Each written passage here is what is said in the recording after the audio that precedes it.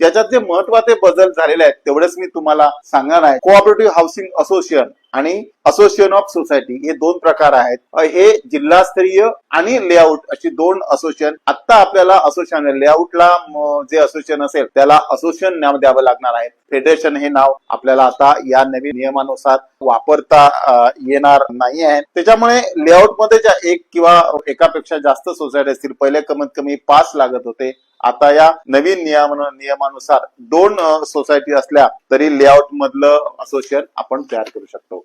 या अगोदर society register करताना 2,500 रुपये आपल्याला चार्जेस शासनाला नोंदणी फी भरावी लागत होती. या नवीन नियमानुसार ती सभासदांच्या संख्येवर आधारित ठेवलेली आहे, जी 25 सभासदांपर्यंत 2,500, 26 ते 50 पर्यंत 5,000, 51 ते 250 पर्यंत 7,500 आणि 2,050 पेक्षा जास्त असतील त्यांच्यासाठी 10,000 रुपये. मात्र रिझर्व SC ST कॅटेगरीतली सोसायटी असेल तर त्यांच्यासाठी फक्त 50 रुपये रजिस्ट्रेशन चार्जेस भरावे लागणार आहेत. तात्पुरती मेंबर ही नवीन कायद्यामध्ये कॉन्सेप्ट आली होती. याच्यामुळे ती क्लिअरिटी, तात्पुरत्या सभासदाचं जे प्रोव्हिजनल मेंबर आपण म्हणतो त्याचं काम काय असेल, त्याची नियुक्ती आपल्याला कशा प्रकारे करता येईल याची सर्व माहिती या नवीन नियमामध्ये दिलेली आहे. ज्या मेंबरने आपली नॉमिनी केलेला आहे आणि मयत झालाय अशा मयत मेंबरने नॉमिनी केलेल्या सभासदाला तात्पुरता मेंबर म्हणून किंवा प्रोव्हिजनल मेंबर म्हणून त्याचं नाव घेता येईल. किंवा एकापेक्षा जास्त असतील तर सर्वांनी मिळून एकाचं नाव कळवायचं आहे सोसायटीला. असा मेंबर हा तात्पुरता मेंबर होऊ शकेल. आपल्याला माहिती आहे सिंकिंग फंड जो आहे तो यापूर्वी सुद्धा 0.25% होता, तो तसाच ठेवलेला आहे. रिपेअर आणि मेंटेनन्स फंड जो आहे तो सुद्धा मागच्या प्रमाणेच 0.75% ने ठेवलेला आहे. मात्र ह्याच्यात नवीन आपण मेजर रिपेअर फंड हे जो लोकांचं याच्यात कन्फ्युज होत होतं, तो स्क्वेअर फुटावर घ्यावा की सभासद संख्येवर प्रमाणे घ्यावा, सगळ्यांकडून सारखा घ्यावा, याच्यावरनं बरेच वादंग बऱ्याच सोसायटीमध्ये झाले आहेत.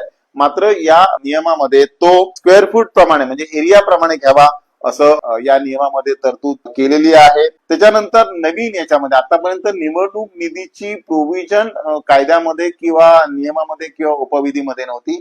याच्यामध्ये ती निवडणूक निधी जी आपल्याला दर 5 वर्षांनी निवडणूक होणार आहे त्यासाठी निवडणूक निधीची व्यवस्था प्रोव्हिजन या याच्यामध्ये केलेली आहे. वेलफेअर फंड जो यापूर्वी बरेच वादंग या विषयावर वेलफेअर कल्चरल फंड घ्यावा किंवा घेऊ नये, बऱ्याच सोसायटीमध्ये याच्यामध्ये वाद होते, मतभेद होते.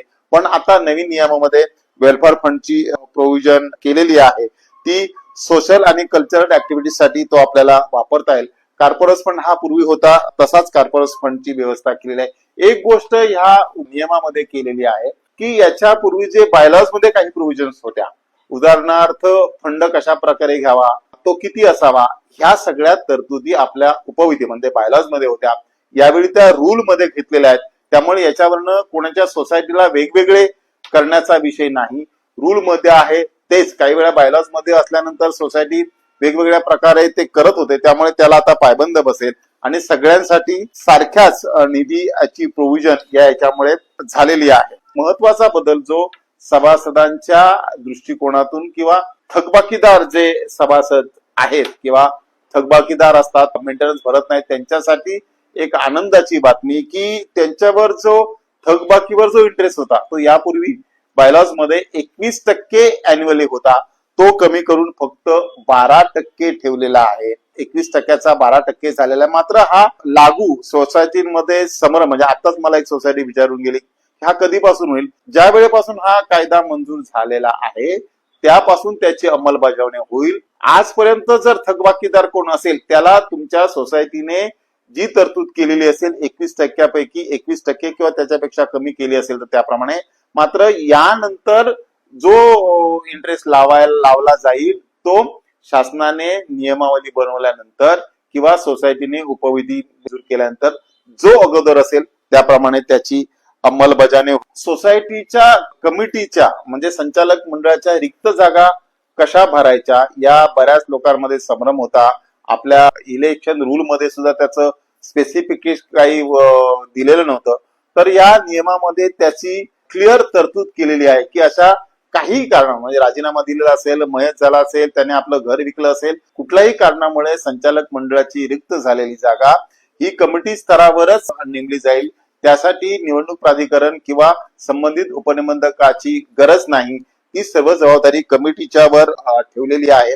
त्यानंतर खर्चाची मर्यादा जी कमिटीची आहे ती बायलॉज मध्ये होती, आपल्याला त्याची मॅक्झिमम 1 लाखापर्यंतची होती, ती वाढून आता 5 लाखापर्यंत सभासदांच्या संख्येनुसार ती केलेली आहे. 25 मेंबरच्या सभासद असतील त्यांच्या 1 लाखापर्यंत, 26 ते 50 असतील त्यांना 2 लाखापर्यंत, 51 ते 100 असतील त्यांना 3 लाखापर्यंत आणि 101 ते 1000 मेंबर पर्यंत 4 लाख आणि 1000 मेंबरच्या पुढे असेल तर 5 लाख वर्षातून एकदा तुम्ही जी टेंडर किंवा प्रक्रिया किंवा खर्च जो कमिटीचे अधिकार आहेत त्याच्या 5 लाखाच्या पुढचं असेल ते जनरल बॉडीला मंजुरीने होईल. 5 लाखापेक्षा कमी किंवा 5 लाखापर्यंत असेल किंवा ह्या मर्यादा मेंबर वाईज दिल्या त्याप्रमाणे ती कमिटीच्या अखत्यारीत तेवढ्यापर्यंत मंजुरी होऊ शकते.